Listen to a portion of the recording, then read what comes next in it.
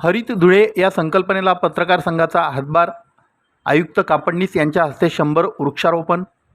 धुळे महानगरपालिकेचे आयुक्त नितीन कापडणीस यांनी हरित धुळे या संकल्पनेला मूर्त रूप देण्यासाठी महिनाभरापूर्वी शहरातील सामाजिक संघटना आणि सामाजिक कार्यकर्ते, व्यापारी, पर्यावरणप्रेमी नागरिक यांची व्यापक बैठक बोलावली होती। या पहिल्याच बैठकीला उत्स्फूर्त असा मोठा प्रतिसाद मिळाला होता। यावेळी अनेक संघटना आणि व्यक्तींनी आपल्या परीने हरित धुळे या मोहिमेसाठी देण्यात येणाऱ्या योगदानाबाबत घोषणा केली होती।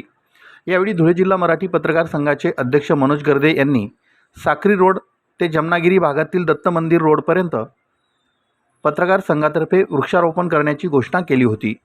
पावसाचं आगमन झाल्यानंतर या घोषणेला मूर्त स्वरूप देण्यात आलं।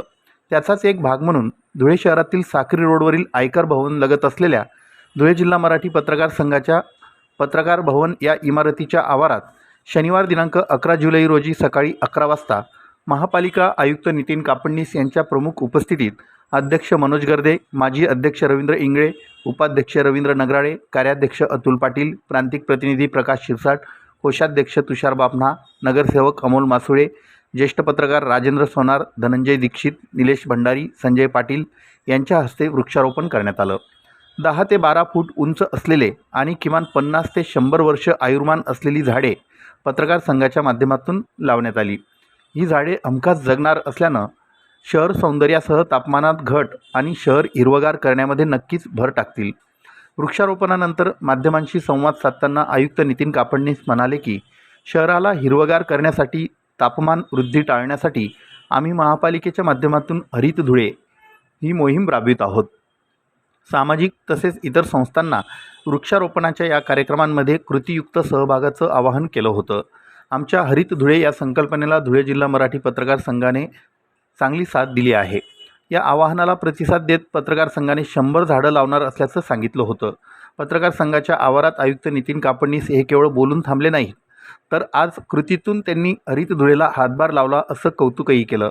पत्रकार संघाचे अध्यक्ष मनोज गर्दे यांच्यासह पत्रकार संघाचे पदाधिकारी, पत्रकार यांच्या साक्षीने आज धुळे जिल्हा मराठी पत्रकार संघाच्या आवारात वृक्षारोपण करण्यात आलं। वृक्षारोपणाचा शहराला फायदाच होईल, तापमान वाढीला ब्रेक लागेल असं आयुक्त नितीन कापडणीस यावेळी म्हणाले। त्यांच्यासह मान्यवरांच्या हस्ते वृक्षारोपण करण्यात आलं।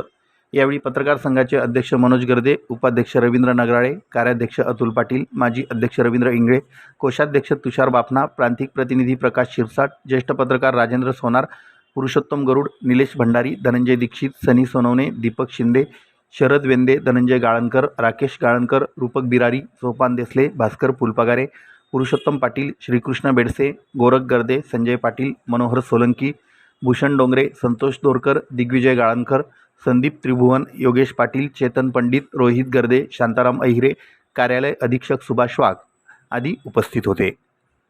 धुळे जिल्हा मराठी पत्रकार संघाच्या वतीने आज महानगरपालिका क्षेत्रामध्ये वृक्षारोपण मोहिमेचं आयोजन करण्यात आलेलं होतं। पहिल्या टप्प्यामध्ये साधारणतः 100 ते 150 मोठ्या वृक्षांचं लागवड आज मराठी पत्रकार संघाच्या माध्यमातून करण्यात येत आहे। महानगरपालिकेने हरित धुळे कृती संघाच्या माध्यमातून जेव्हा वेगवेगळ्या सामाजिक संस्थांना आणि नागरिकांना आवाहन केलं होतं, तेव्हा मराठी पत्रकार संघाने आम्हाला आश्वासित केलं होतं की आम्ही सुद्धा महानगरपालिका क्षेत्रामध्ये हरित धुळे होण्यासाठी वृक्षारोपण करू। आणि फक्त ते बोलून थांबले नाही, तर कृतीतून त्यांनी आज एक सर्वसामान्यांना आणि सगळ्यांना संदेश दिला आहे की प्रत्येकाने ह्या हरित धुळे वृक्षारोपण मोहिमेमध्ये सहभागी व्हावं। याचा फायदा आपल्या शहरालाच होणार आहे आणि आपल्या शहरामध्ये जे वाढतं तापमान आहे, या वृक्षारोपणाच्या माध्यमातूनच त्यावर आपण नियंत्रण आणू शकू। मी महानगरपालिकेच्या वतीने मराठी पत्रकार संघ आणि इथे जमलेल्या सर्व उपस्थितांचे आभार मानतो। मी महाराष्ट्र न्यूज चॅनलच्या बातमीपत्रास लाईक, शेअर, सबस्क्राईब करा। सोबतच बेल आयकॉन प्रेस करायला विसरू नका। पाहत राहा मी महाराष्ट्र चॅनल।